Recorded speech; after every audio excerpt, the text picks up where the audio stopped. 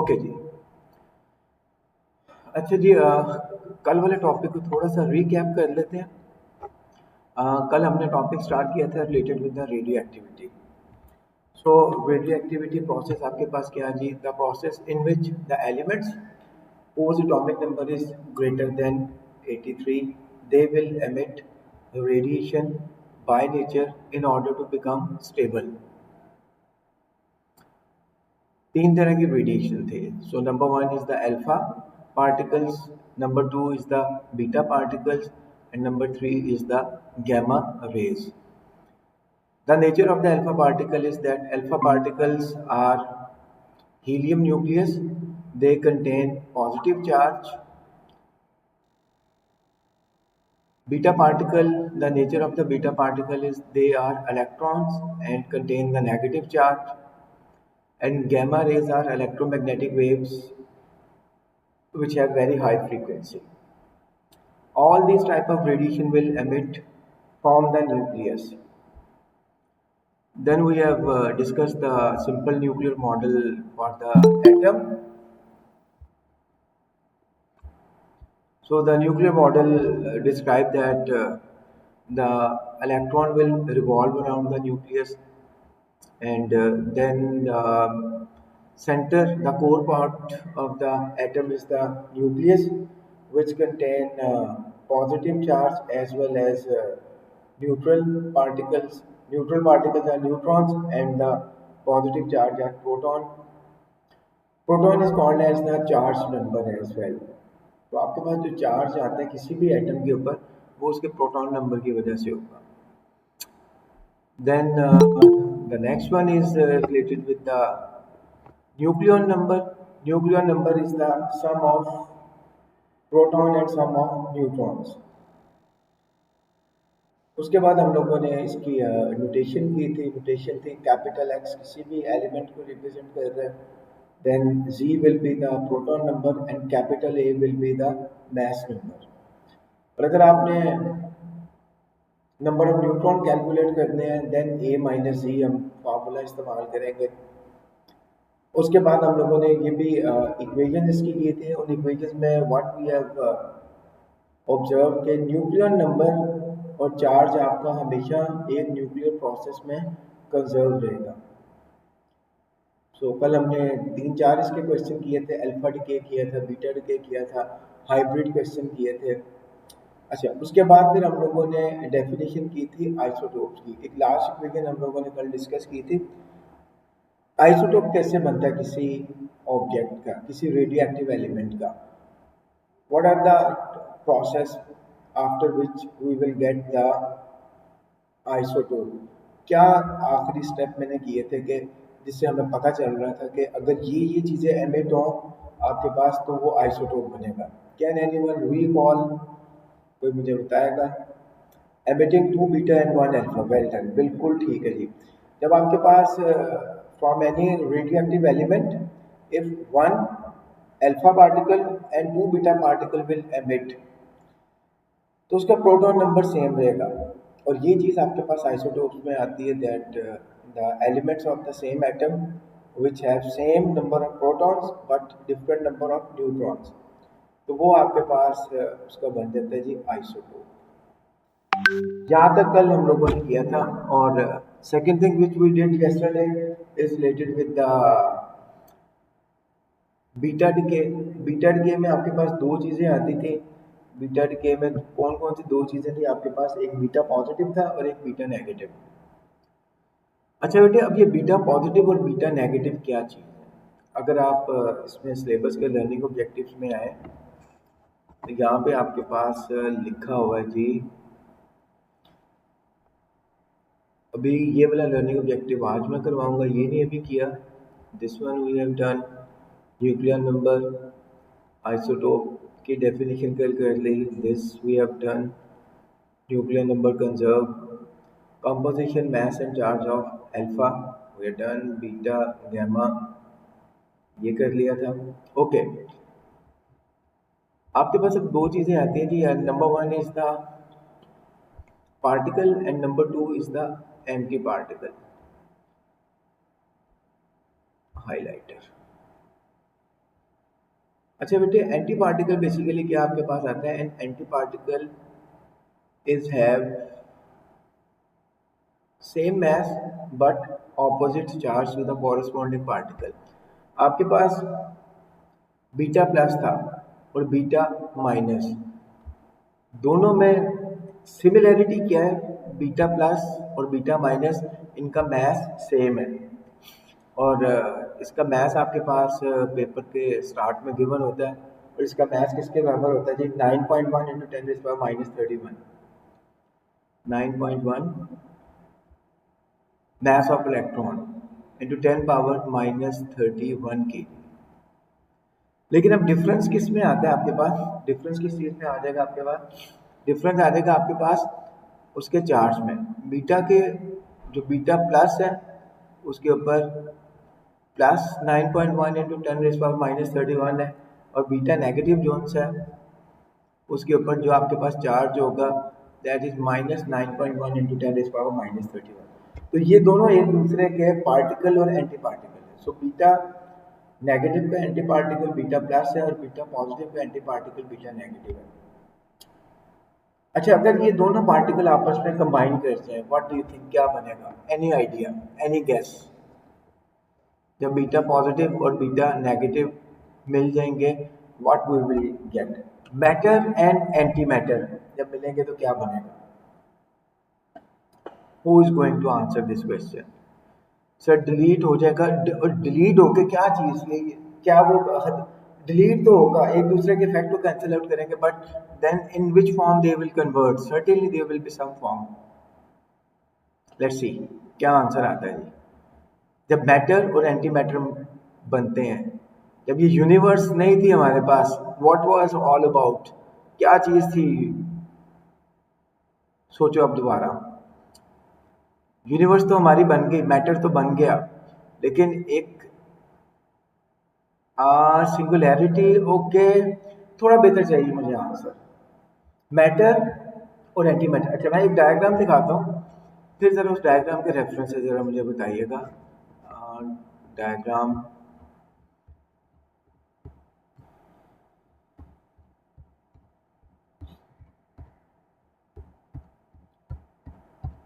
यहाँ पे चलते हैं जी। इस डायग्राम पे यहाँ पे आपके पास आता है जी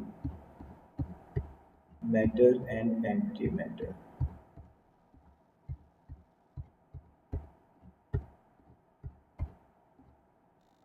ये बेटे जरा ये देखिएगा।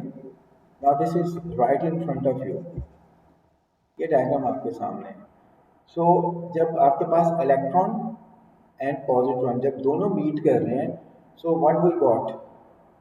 We got waves, we got energy. तो ये यूनिवर्स बनने से पहले ना आपके पास there was energy. Universe big bang हुआ, एक्सप्लोजन हुआ, आपके पास यूनिवर्स बन गई। There is another, according to the scientist, matter तो उनको मिल गया, लेकिन where is the antimatter of this universe? वो हमें नहीं पता कहाँ पे है। तो ये चीज़ तो साइंटिस्ट इस चीज़ को रिसर्च कर रहे हैं कि जब ये कायनात हमारी वजूद में आई, मैटर बन गया, एंटी मैटर किधर गया? तो जब आपके पास मैटर और एंटी मैटर मिलता है, then there will be energy. So I believe कि on the day of judgement when there is nothing, तो मैटर और एंटी मैटर मिलेंगे and then we all will convert into energy. खत्म हो जाएगा सब कुछ, फिर मैटर तो रहेगा नहीं ना आपका। तो जब भी आपके पास मैटर और एंटी मैटर बनते हैं, मीट करते हैं, so what they will do, they will convert into photons. Photons are the packet of energy. Gamma rays में वो convert होंगे। And why the gamma rays are traveling in the opposite direction? Because the matter and antimatter are also coming in the opposite direction. So दो gamma rays produce होंगे, they will travel in opposite direction as well. जहाँ तक कोई question, कोई confusion है, then बताइएगा मुझे इस पॉइंट तक।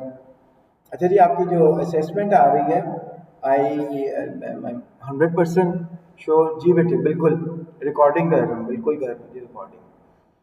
अच्छा, आई एम 100% श्योर कि आपको जो असेसमेंट का नया स्केड्यूल मिल गया from Monday. We will have assessment, और पहली असेसमेंट आपकी फिजिक्स की है। So be ready for that. ठीक है, तो वो असेसमेंट की तैयारी कर लें जी। सर जी बेटा। टॉपिक सेम है ना? हाँ, टॉपिक वही तीन है आपके पास, physical quantity measurements units, then kinematics and then dynamics. तो टॉपिक तो हमारे सेम ही है। तो जैसे मैंने कल टॉपिक की रिकॉर्डिंग अपलोड कर दी थी, इसी तरह आज ये जो टॉपिक आपको करवा रहा हूँ इसकी रिकॉर्डिंग भी मैं अपने चैनल पे अपलोड कर दूँगा। I hope that will be helpful for दोस्त जो क्लास किसी भी वजह से नहीं ले पा रहे। और जब जी वेक्टर होगा, सर्टेनली सर्टेनली वेक्टर होगा। That is the part of the unit number 1। ठीक है। सो लास्ट टाइम मैंने इसका पैरेललोग्राम से रिलेटेड क्वेश्चन नहीं दिया था, so for sure I will give question from that topic. Sir ji ji. Vector की प्रैक्टिस वर्कशीट शेयर कर दें प्लीज, ताकि ओके, प्रैक्टिस कर सकें हम। ठीक है ठीक है। तो बेटे मैं कहता हूँ आप बेटे इस तरह करो, आप मुझे ना पेपर बना के भेज दो, ठीक है। आप कैसा पेपर चाहते हो वो मैं आपको दे दूंगा, ठीक है। ओके, थैंक यू बेटा, थैंक सर यू। हम फ्राइडे की क्लास में वेक्टर की प्रैक्टिस कर सकते हैं और थोड़ी, कर सकते हैं बेटा। वेक्टर और डायनामिक्स वगैरह। ओके, लेकिन ये कि उससे पहले मैं आपको जो शीट भेजूंगा ना, ट्राई योर लेवल बेस्ट के इसके जितने मैक्सिमम क्वेश्चन आप कर लें, ताकि जब फ्राइडे को क्लास करें तो उसमें उसको रिवाइज कर लें। We can do one thing as well, Saturday नहीं, संडे। संडे वाले दिन कोई 1.5 से 2 घंटे की प्रैक्टिस की क्लास एक रख लेंगे। Do you all agree? अगर आप एग्री करते हैं तो फिर डन सर। ठीक है। So everyone is agree for the extra class. ठीक है जी। अच्छा जी, आगे जी वापस टॉपिक के ऊपर। ओके जी। क्यों बेटे, वो प्रैक्टिस हो जाएगी यार। अगर if I can invest my time then why can't you. तो ये ए लेवल्स में आके वो टीचर इस तरह एक्स्ट्रा टाइम नहीं देते। मैं विलिंग हूँ अपनी क्लास के लिए, डोंट वरी, ठीक है। कल नहीं, अभी ये मैंने एक टॉपिक ख़त्म करवाना है। उसकी रीज़न ये है कि I want to complete the syllabus, और जो आपका मिड ईयर आना है उसमें ये टॉपिक भी है। तो परसों से प्रैक्टिस स्टार्ट करेंगे इंशाल्लाह, ठीक है। So then you will get really very good result. और बेटे इंशाल्लाह मेरी पूरी कोशिश है कि आपको ना ये जो दिसंबर की छुट्टियां होंगी ना, उसमें भी आप लोगों को मैं एक्स्ट्रा काम साथ साथ करवाता जाऊं। छुट्टियां मैंने आप लोगों को एंजॉय नहीं करने देनी, ठीक है।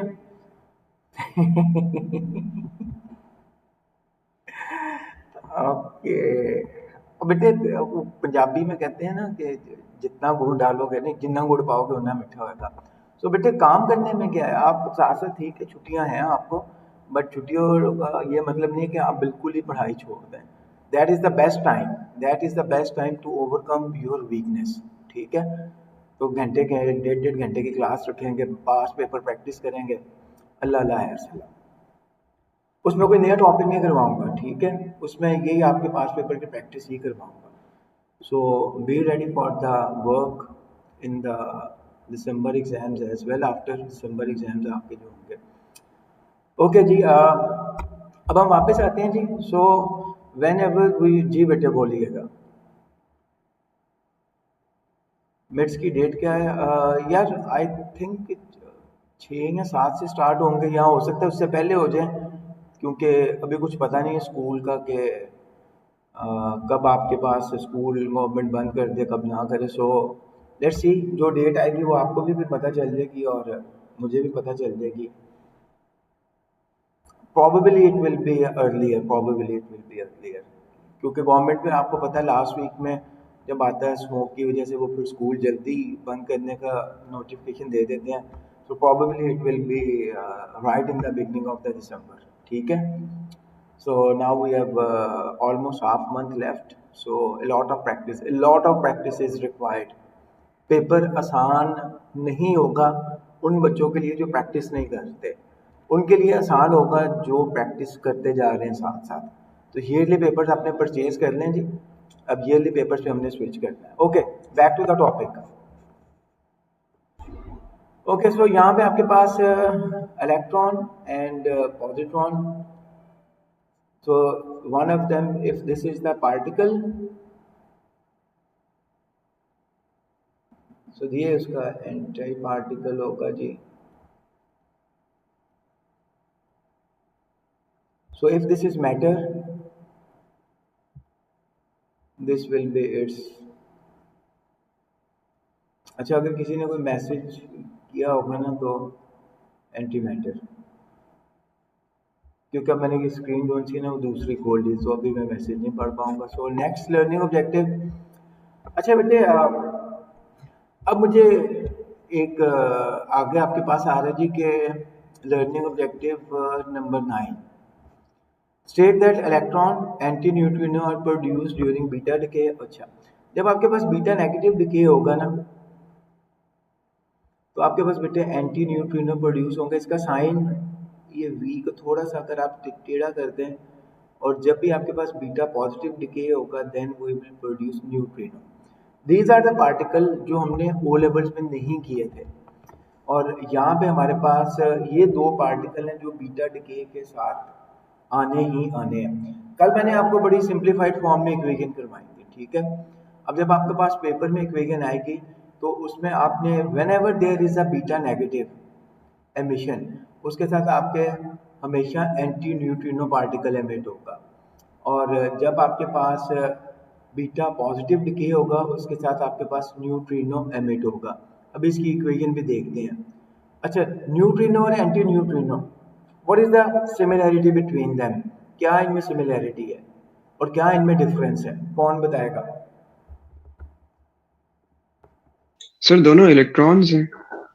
और क्या बेटे, ठीक है, लेकिन इसमें डिफरेंस क्या है दोनों में?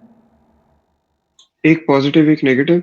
हाँ, यानी एक पार्टिकल है और एक उसका एंटी पार्टिकल, या एक मैटर है और दूसरा उसका एंटी मैटर है, ठीक है।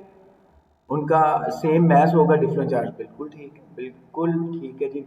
सो बीटा पॉजिटिव के साथ हमेशा न्यूट्रिनो एमिट होगा और बीटा नेगेटिव के साथ आपके पास एंटी न्यूट्रिनो एमिट होगा। ये इक्वेशंस कल हमने करनी थी जी। अच्छा, यूनिफाइड एटॉमिक मास, मैं एक पेपर खोलता हूँ जी यहाँ से, उसमें एक चीज़ आपको मैं दिखा देता हूँ जी, मैथ्स कैसे आपने कैलकुलेट करना है। फॉर एग्जांपल ये paper right from the beginning.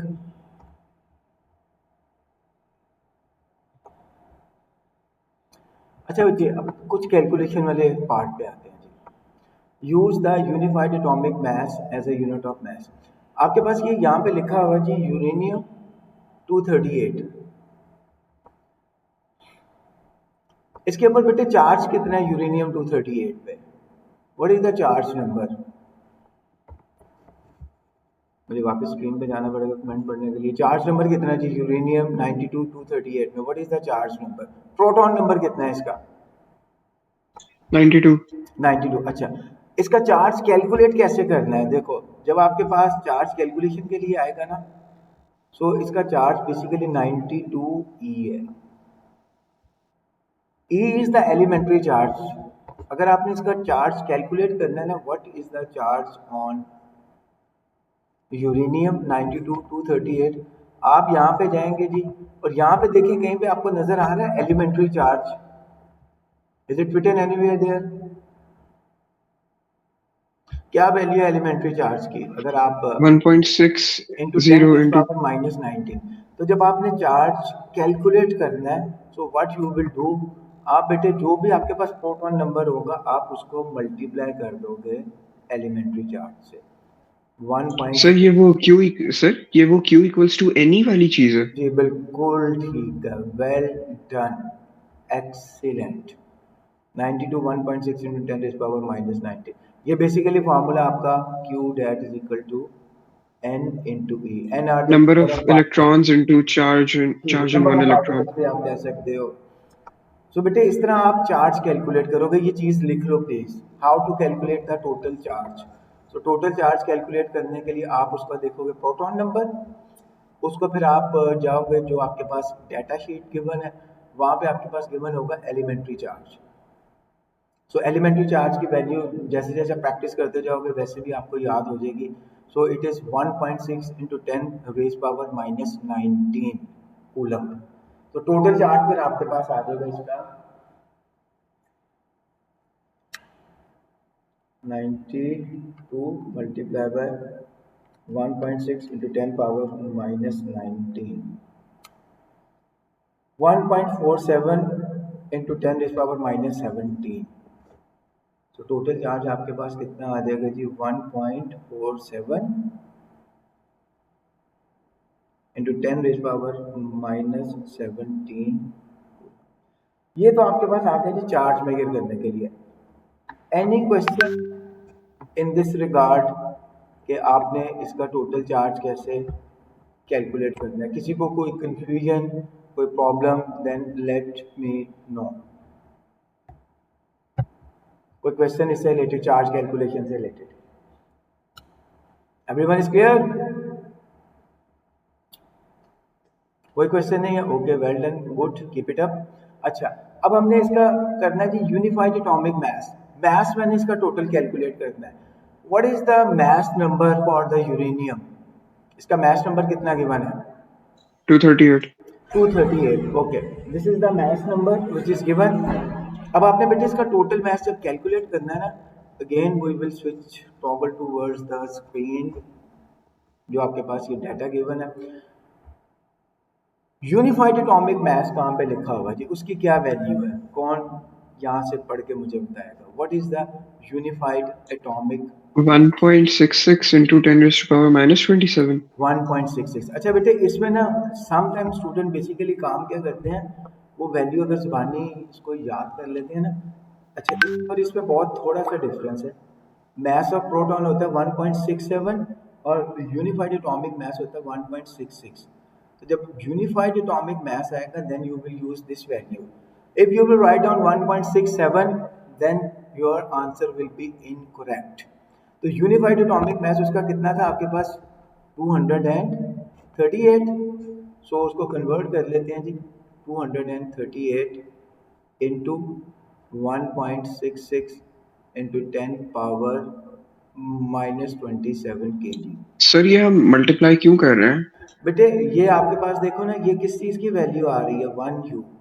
आपके पास ये जो यूरेनियम के ऊपर लिखा हुआ ना, ये यहाँ पे 92 238U, तो ये बेसिकली किस चीज़ की वैल्यू है? 238U की वैल्यू है। और U किसके बराबर होता है? वो 1U मेरा इसके बराबर। जैसे अभी हमने पीछे टोटल चार्ज कैलकुलेट किया है Q इक्वल टू Na, तो टोटल मास कैलकुलेट करने के लिए आपके पास इतने नंबर ऑफ पार्टिकल्स हैं, एक पार्टिकल का मास इतना है तो इतने पार्टिकल्स का मास ठीक है कितना सर, ठीक है है? सर। समझ आ गई इसकी बेटे? जी सर। ये 238 मास नहीं है, 238 is the number of particles. तो एक पार्टिकल का मास आपका यूनिफाइड मास है 1.66 10 रेज़ पावर माइनस 27। तो इतने नंबर ऑफ पार्टिकल्स का टोटल मास कितना आएगा? आप उसको उससे क्या कर दो, मल्टीप्लाई कर दो, you will get your answer. Conversion में किसी जगह कोई कंफ्यूजन, कोई प्रॉब्लम किसी को है तो बताएं। अबीरा आपको बेटे, आहद आपको, आयशा, आशिर, मरियम, मिनाहिल, MQ, MA, स्कीना आपको बेटे कोई इसमें कंफ्यूजन, कोई प्रॉब्लम?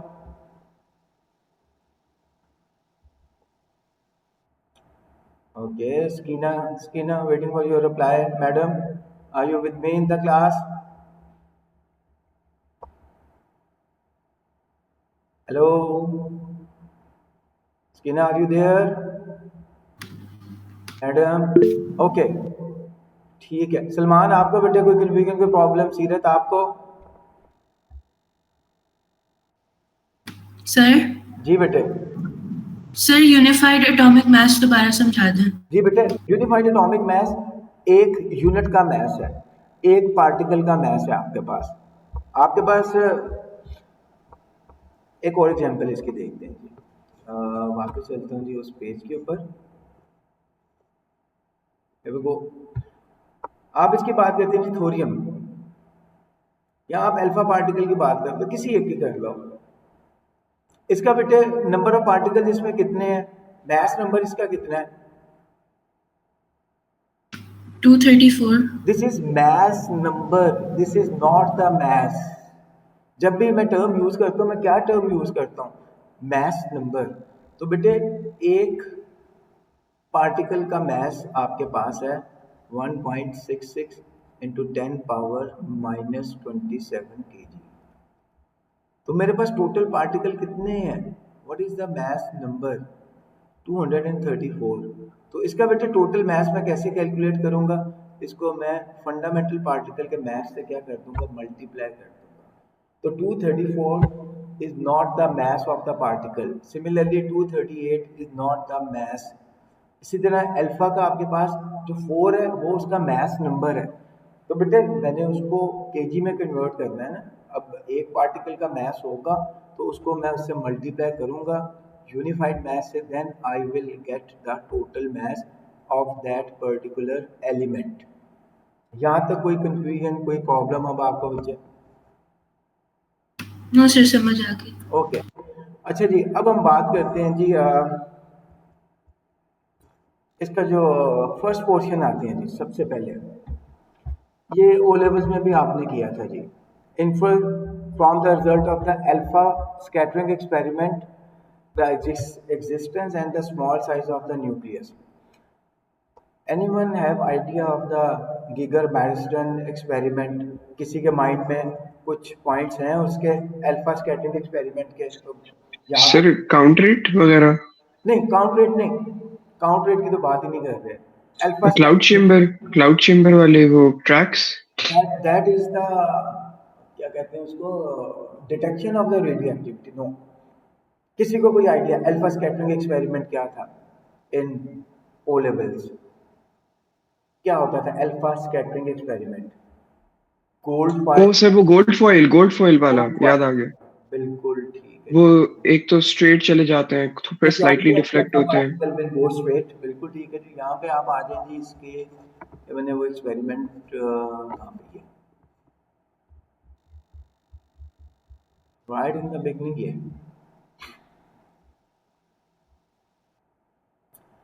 ले बेटे जी अल्फा स्कैटरिंग एक्सपेरिमेंट में आपके पास है जी थिन गोल्ड फॉइल,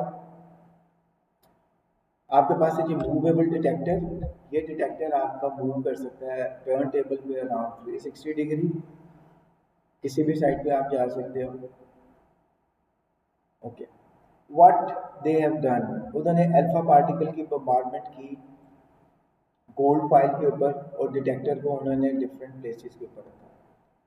यहाँ पे प्लेस कर दिया, यहाँ पे प्लेस कर दिया, यानी अराउंड द टेबल उसको डिफरेंट प्लेसेस के ऊपर रख के वहाँ पे उन्होंने इसकी रीडिंग नोट डाउन की। व्हाट दे हैव ऑब्जर्व्ड, उन्होंने ये ऑब्जर्व किया कि majority of the alpha particle are undeflected. What is meant by that? इससे हमें क्या रिजल्ट मिलता है कि ज्यादातर सर कि एटम जो है वो मोस्टली खाली होता है और दैट और इज स्मॉल न्यूक्लियस। बिल्कुल ठीक है जी। सो इससे हमें क्या एक रिजल्ट मिलेगा कि majority of the space of the atom is empty. यहाँ पे लिखे होंगे इसके, लार्ज वेकेंट स्पेस होती है और न्यूक्लियस बहुत छोटा होता है। ये इसका आ गया जी। ये जो ऊपर डायग्राम बनी थी उससे रिलेटेड ये पॉइंट आ गया that atom is mainly empty space, so most of the alpha particle passes in a straight line. ठीक है जी। अच्छा, फिर बेटे आपके पास a few alpha particle are deflected slightly।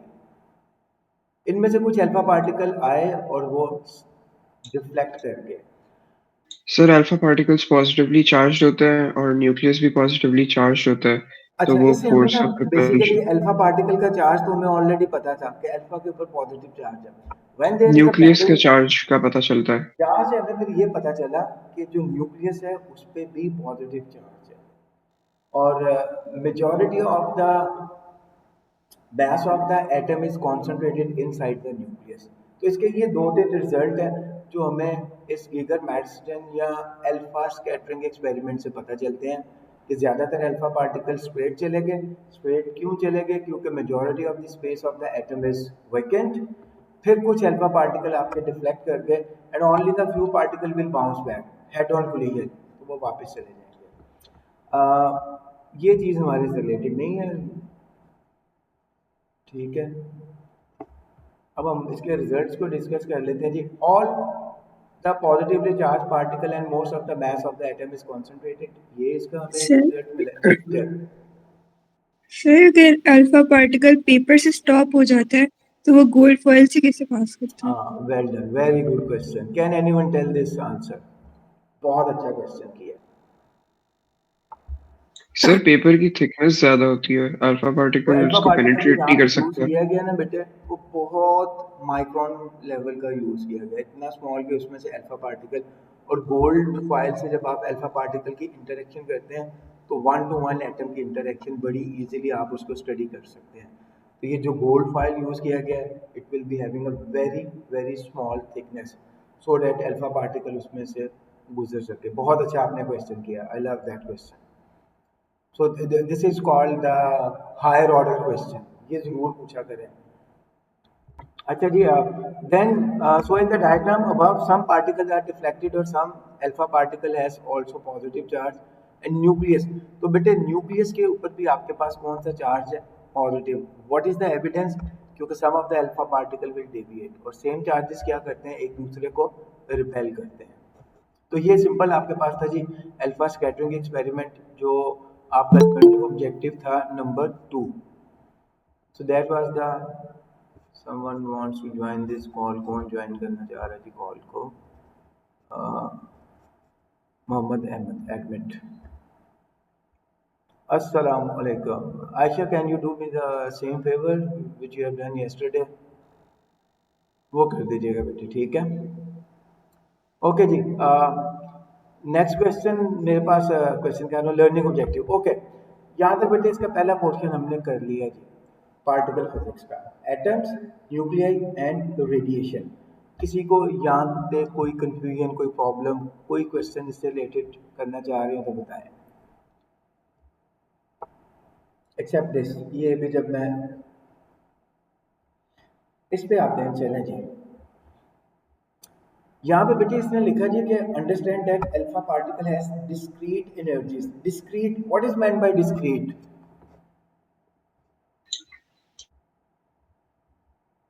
गंदी। या नहीं, डिस्क्रीट का मतलब होता है फिक्स्ड। लेकिन इसने आगे नेक्स्ट पॉइंट में कहा, अच्छा बीटा पार्टिकल में बेटे आपके पास आ रहा है जी, and beta particle have a continuous range of energies. ये लर्निंग ऑब्जेक्टिव ना पहले आपके सिलेबस में इंक्लूडेड नहीं था। ये क्वेश्चन पूछता था पेपर में, why the beta particle have continuous range of energies. इसका आंसर इसके आगे लिखा हुआ है। What is the reason? कौन इसको बताएगा इसकी रीजन? इसके आगे लिखिए लर्निंग ऑब्जेक्टिव के कि अल्फा पार्टिकल की एनर्जीज आपकी डिस्क्रीट है, फिक्स्ड है, लेकिन beta particle have a continuous range of energies. What is the reason? इसी लर्निंग ऑब्जेक्टिव को रीड करें, इसके एंड वाले सेंटेंस में जरा गौर करें, क्या लिखा हुआ है।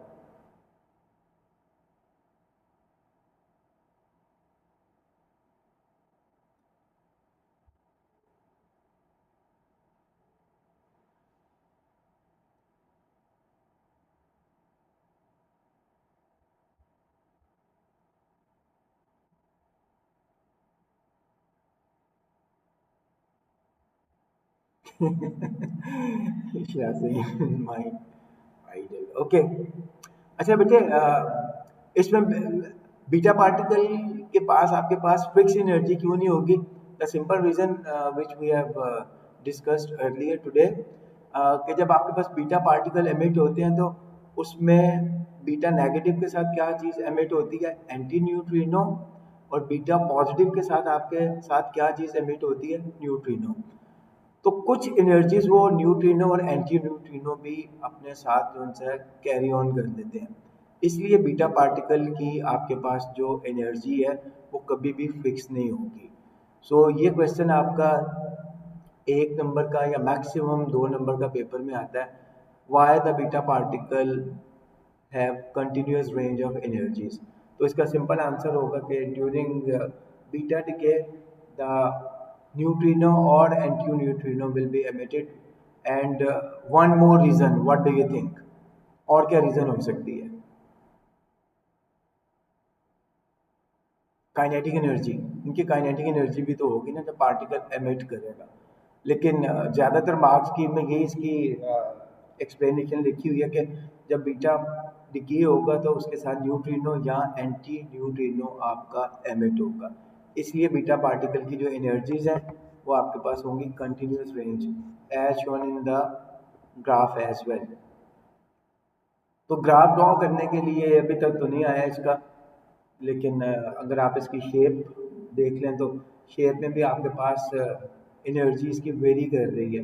एनर्जी वेरिएशन कैसे मुझे पता चल रहा है, क्योंकि ये कर्व ऑफ बेस्ट फिट है, वेरिएशन आ रही है, ऊपर नीचे आपके डॉट्स आ रहे हैं।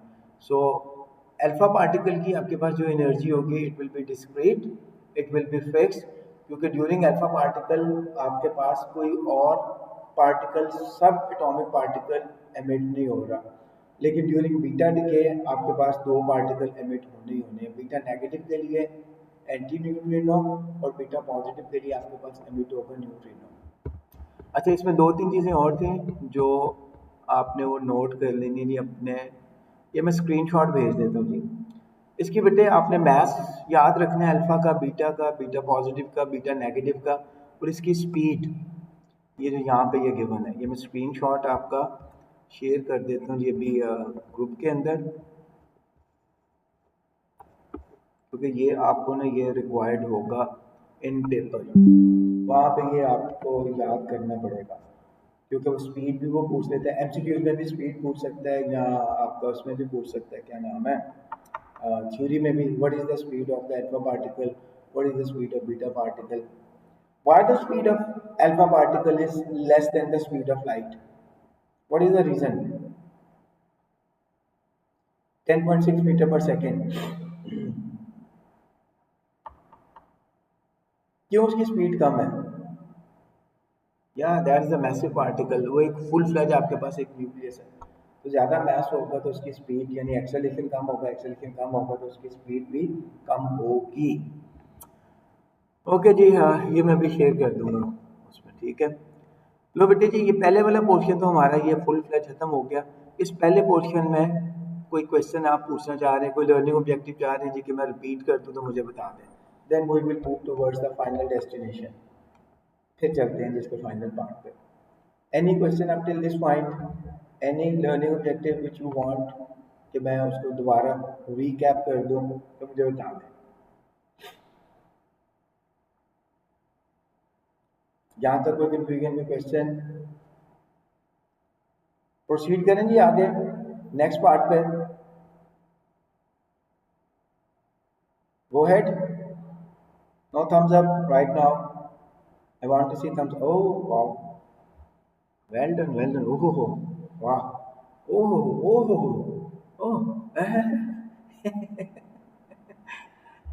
oh, there is a heart as well. Wow, great.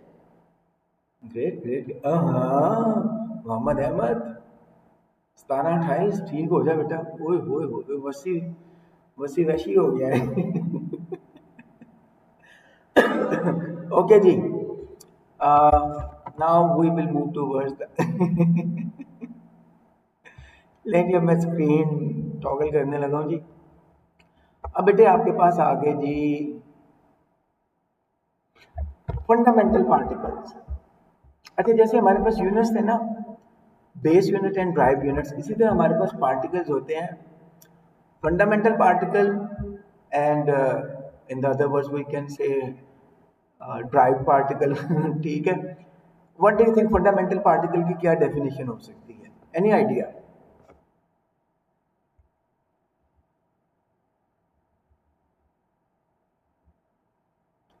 अच्छा बेटे, अब लेट आए हो तो मैं इसकी रिकॉर्डिंग अपलोड कर दूंगा अपने चैनल पे, ठीक है।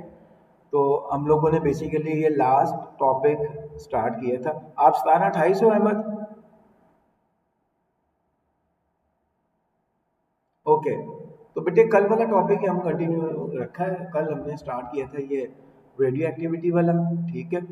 उसका आज हमने पहला पोर्शन खत्म कर दिया, तो वही कंटिन्यूटी थी हमारी, तो उसी को आगे कैरी ऑन किया। अब आप जब फारिग होंगे ना तो फिर उसको ज़रा देख लेना, ठीक है। ओके जी, fundamental particle, the particles which are not made from the other particle called at fundamental particle. Definition लिख लें जी इसकी फंडामेंटल पार्टिकल की, the particles which are not made from other particles called as fundamental particles.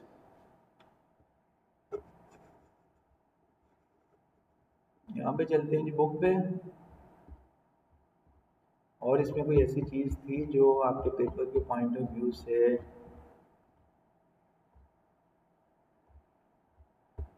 अच्छा, एक question मैंने कल पूछा था, उसका आंसर नहीं अभी मेरे पास आया। आप में से किसी ने अभी उसका आंसर नहीं दिया। द क्वेश्चन वाज दिस कि आपके पास ये जो रेडिएशन है, अल्फा, बीटा और gamma radiation, they all emit from the nucleus. तो न्यूक्लियस में ये नेगेटिव चार्जेस कहाँ से आते हैं? इसका आंसर नहीं अभी किसी ने बताया। न्यूक्लियस के अंदर नेगेटिव चार्जेस कहाँ से आ जाते हैं? बीटा पॉजिटिव कहाँ से आ जाता है न्यूक्लियस के अंदर? बीटा नेगेटिव कहाँ से आ जाता है? क्योंकि अब आगे वही करवाना है मैंने, तो ज़रा पहले आप लोगों से इसका आंसर मैं सुन लूँ। Maybe some of you know. ज़रा सर्च करो, अपने गूगल खोल लो, गूगल ही करके देखो कि आपके पास बीटा नेगेटिव कैसे न्यूक्लियस में से निकल रहा है। न्यूक्लियस के अंदर तो होता नहीं है नेगेटिव। क्वेश्चन मेरा ये बेटे, the question is this that all types of three radiation, alpha, beta and gamma, they all emit from the nucleus. But nucleus के ऊपर तो पॉजिटिव चार्ज होता है। न्यूक्लियस के अंदर तो होते हैं प्रोटॉन जिनके ऊपर पॉजिटिव चार्ज है, न्यूक्लियस के अंदर होते हैं न्यूट्रॉन जिसके ऊपर कोई चार्ज नहीं होता। तो ये बीटा नेगेटिव न्यूक्लियस में से कैसे निकलता है? सर ये इसलिए नहीं होता क्योंकि बीटा डिके में एक प्रोटॉन होता है, वो स्प्लिट हो जाता है इलेक्ट्रॉन नहीं वो होता है। बेटे आपके पास बेसिकली वेल डन, बहुत अच्छा। आपके पास जो न्यूक्लियस के अंदर न्यूट्रॉन है और प्रोटॉन है, हाँ उसकी कन्वर्जन हो जाती है। वो कन्वर्जन कैसे होती है वो अभी जाकर देखते हैं। एंड वेल डन सीरत, एक्सीलेंट आंसर। अदरवाइज तो आपके पास ये एमिट ही नहीं हो सकता बीटा नेगेटिव, यानी इंटरनली आपके पास चेंज आ रही कॉम्पोजिशन में। न्यूट्रॉन आगे आपके पास कन्वर्ट होता है, प्रोटॉन आपके पास कन्वर्ट होता है। कन्वर्जन कैसे होती है वो भी देखते हैं। And well done madam, good answer. तो कन्वर्जन आपकी इनसाइड से ही होगी। यहाँ पे बेटे अब आप देख लें जी, जहाँ पे भी बीटा नेगेटिव आएगा वहाँ पे आपने उसके साथ क्या एमिट करना है? Anti neutrino. हाँ, एंटी न्यूट्रिनो के ऊपर देख लें जी 0 0 है, और न्यूट्रिनो के ऊपर भी आपके पास ये सिंबल आपने याद रखने हैं, इसकी वैल्यूज आपने याद रखनी है। ओके जी, नेक्स्ट हमारे पास ये फंडामेंटल पार्टिकल्स। ओके जी, fundamental particle, these are the particle which are not affected by the stand alone particle which are not made from the other particle. इसकी पहले डेफिनेशन लिख लें जी, वो यहाँ पे नहीं लिखी हुई। Fundamental particle, the particles which are not composed of other particle which are not made from other particle called as fundamental particle। तो बेटे फंडामेंटल पार्टिकल की अगर एग्जांपल आए ना, तो उसकी एग्जांपल में आप लिख सकते हैं कि फंडामेंटल पार्टिकल की एग्जांपल्स में इलेक्ट्रॉन्स,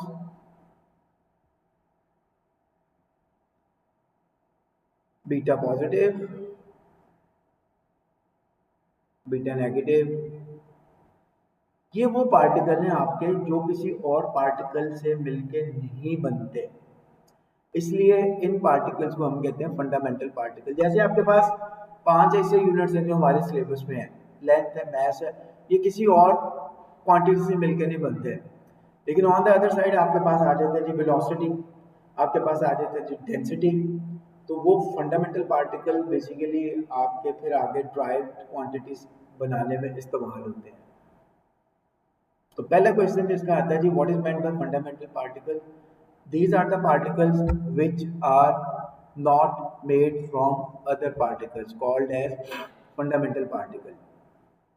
अच्छा, अब फोर्सेस के रेफरेंस है ना, इसको हम कैटेगराइज करते हैं 2 पार्ट्स में, लेप्टॉन्स एंड हेड्रॉन्स। लेप्टॉन्स की डेफिनेशन लिखी है जी, these are the particles that are unaffected by strong nuclear forces. ये डेफिनेशन इसकी लिख लें और लेप्टॉन की एग्जांपल्स भी ये लिख लें जो फंडामेंटल पार्टिकल की हैं। Electron, neutrino, anti neutrino, beta positive, beta negative, these are all leptons. Leptons की एग्जांपल्स में भी आप ये लिख लें जी, न्यूट्रिनो देन एंटी न्यूट्रिनो। तो जो आपके पास फंडामेंटल पार्टिकल है ना, फंडामेंटल, तो बेटे वही आपके हेड्रॉन्स हैं, लेप्टॉन्स हैं। लेप्टॉन्स की डेफिनेशन आपके पास आती है पेपर में और इसकी वो एग्जांपल भी पूछता है, क्योंकि सबसे ज़्यादा स्ट्रॉन्ग न्यूक्लियर फोर्सेस कहाँ पे होती हैं किसी एटम में? Inside the nucleus. तो इसलिए बेटे ये जो आपके पास लेप्टॉन्स हैं, they are not affected by the strong. आप बड़े आराम से लास्ट ऑर्बिट में जो इलेक्ट्रॉन है आप उसको एक्सटर्नल एनर्जी प्रोवाइड करते हैं and then they will escape from the last orbit. So अगर आपके पास ये भी इफेक्ट होते हैं वेरी स्ट्रॉन्ग न्यूक्लियर फोर्सेस है, so then we can't remove electron from their orbit. इसलिए इन पार्टिकल्स को फंडामेंटल पार्टिकल्स कहते हैं क्योंकि ये किसी और पार्टिकल से मिलकर नहीं बने हैं। लेप्टॉन्स की definition, these are the particles that are unaffected by the strong nuclear forces। और हेड्रॉन्स की डेफिनेशन कौन रिपीट करेगा बताएगा यहाँ से हैंड आउट से देख के। What is the definition of hadrons? कौन बताएगा जी? वॉइस नोट में चाहिए इसकी डेफिनेशन, लिखी हुई डेफिनेशन आपके सामने स्क्रीन पे। What is the definition of hadrons?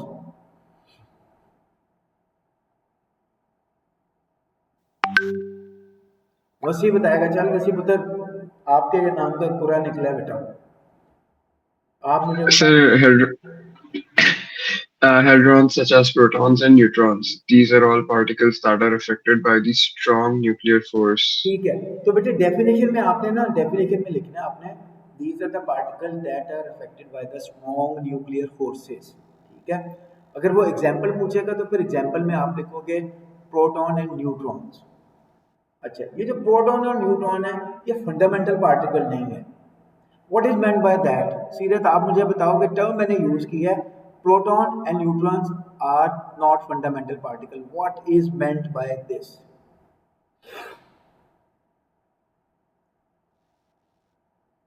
मतलब वो ब्रेक डाउन हो सकते हैं और भी ब्रेक डाउन पार्टिकल्स। हो सकते हैं, इसका मतलब है they are made from other particles. Well done. तो फंडामेंटल पार्टिकल आपके ब्रेक डाउन नहीं हो सकते, लेकिन जो आपके पास हेड्रॉन्स हैं वो आपके ब्रेक डाउन हो सकते हैं। तो हेड्रॉन्स में इसकी एग्जांपल उसने बताई है जी, proton and neutrons. Okay, syllabus किधर गया जी हमारा? सिलेबस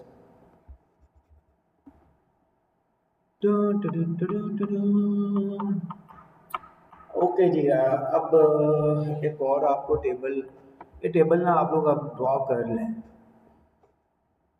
टेबल कहाँ चला गया जी? टेबल, क्योंकि पहले हमारे पास ना ये टेबल बेटे आप ड्रॉ कर लें प्लीज कॉपी के ऊपर। ये वैल्यूज आपने याद रखनी है जी। क्वार्क्स बेसिकली आपके पास ना ये सब एटॉमिक पार्टिकल हैं जिससे आपके बनते हैं प्रोटॉन न्यूट्रॉन्स, क्योंकि वो फंडामेंटल पार्टिकल नहीं है, इसलिए they are made from the other sub atomic particle and that sub atomic particle is called as quark. तो क्वार्क्स के हमारे पास 6 फ्लेवर हैं जो हमारे सिलेबस में। पहले 3 फ्लेवर होते थे 2020, ये हमारा सिलेबस है 2025।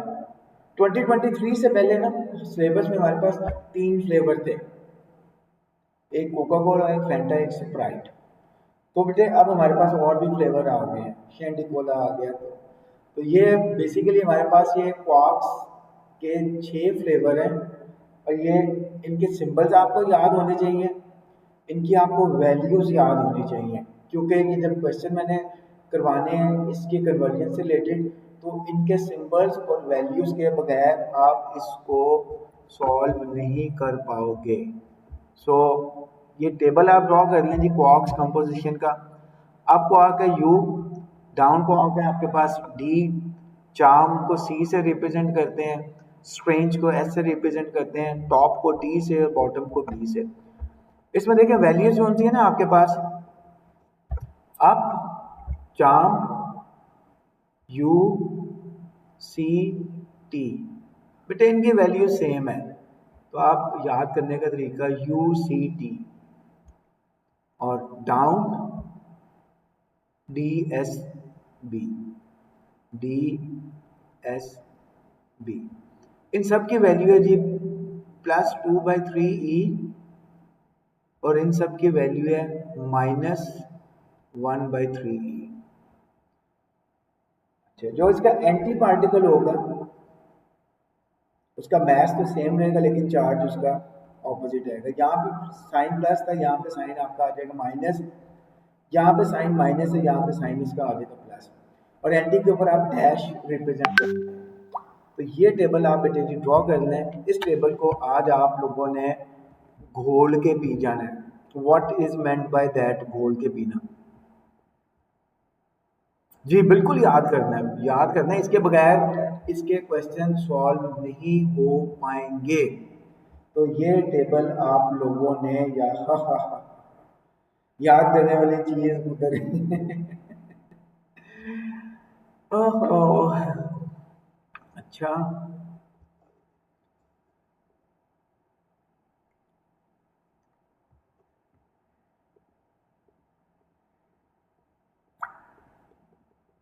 ले बेटे, टिट फॉर टैट। हो, बस ये लिखते जाएं जी साथ साथ। नहीं जी, जितने बच्चे हैं उतने 8 मैंने भेज दी, कुछ ज़्यादा भेज दी उनके लिए भी जो एब्सेंट है, ठीक है। चलो जी, ये टेबल ड्रॉ कर लो, फिर मुझे बता देना। तो वैल्यूज आपने याद करनी है जी। सर मैंने टेबल की पिक्चर ग्रुप में डाल दी है।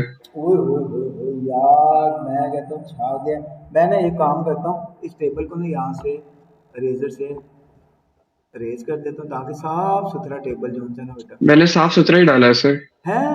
Are you sure? देख लें सर। वो अभी क्लास के बाद मैं व्हाट्सएप खोलता हूँ अपना।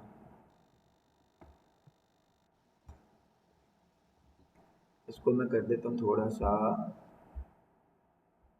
जी कल इंशाल्लाह ताला I think I will be the first one from all A level sections, इसका सिलेबस खत्म हो जाएगा और फिर हम स्टार्ट कर देंगे past paper practice, lot of practice. So I want the best result from my class, और उसके लिए मुझे आप लोगों का रोज़ 2 से 3 घंटे फिजिक्स का काम चाहिए। इतना रोज़ बैठ के करो काम, 2 से 3 घंटे बस, ठीक है। ज़्यादा नहीं, 2 घंटे एमसीक्यूज कर लो रोज़ सॉल्व, और 1 घंटा थ्योरी कर लो बस। इससे ज़्यादा मैं कुछ नहीं आपसे डिमांड करता। ये एक छोटी सी मेरी बस ये डिमांड है आप लोगों से, ठीक है। मैं ज़्यादा तो कहता ही नहीं हूँ यार आप लोगों को। 3 घंटे सिर्फ दे दो मेरे सब्जेक्ट को, and I will ensure you will gate ए। लेकिन 3 घंटे रोज़ देने हैं बस। और उस वक्त ना आपके पास मोबाइल हो, ना कोई बहन हो, ना कोई भाई हो, सिर्फ आप हो, और आप फिज़िक्स में डूब जाएं, ऐसे डूब जाएं कि फिर सर इतना हमने पढ़ा नहीं है जितना आपने सिलेबस करवा दिया। ओ पला हो जाए बेटे। वो आप पेपर्स की वजह से नहीं ना आते रेगुलर तो। नहीं सर ना, अगर ऐसा कुछ भी नहीं है। 9 चैप्टर कब से हो गए हमारे, हम तो पहले चैप्टर पे थे। अच्छा बस देख ले, मैं पहले चैप्टर से एकदम लास्ट चैप्टर पे आ गया हूँ। अभी बेटे इसके 4 चैप्टर्स रहते हैं अहमद। आपके जो वेव्स वाले हैं ना, waves, superposition of waves, current electricity and DC circuits, that we will start in the January after the mid year breaks. अच्छा ठीक है, तो इतनी भी बात नहीं है कि मैंने 11 के 11 टॉपिक आपको करवा दिए हैं। We are done with the 7 topics out of 11, so 4 will be done in the December. So जी आज सब इस अहद व पैमा के साथ, इस वादे के साथ क्लास वाइंड अप कर रहे हैं, ख़त्म कर रहे हैं कि आज से आप लोगों ने 3 घंटे फिजिक्स करनी है। चाहे दुनिया इधर की उधर हो जाए या उधर से इधर आ जाए, आपने 2 घंटे एमसीक्यू और 1 घंटा प्रैक्टिस आपने करनी है थ्योरी की। अगर आपको क्वेश्चन नहीं आ रहा, आप उसको मार्क स्कीम से देख लें, आप उसको किसी यूट्यूब की वीडियो से देख लें, आप उसको एग्जामिनर रिपोर्ट से पढ़ के देख लें। सो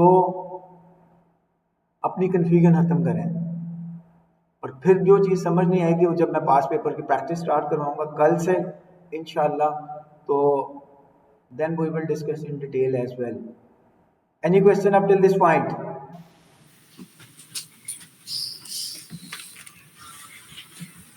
हाँ, कुछ कहते कहते रह गया बेटा. चलो जी, फिर इंशाल्लाह कल आपसे होती है जी मुलाकात, ठीक है. इसी टाइम पे stay tuned everyone. Thanks a lot for joining my class. Take care. अल्लाह हाफिज. Allah Hafiz, sir. अल्लाह हाफिज. Shift to recording. सर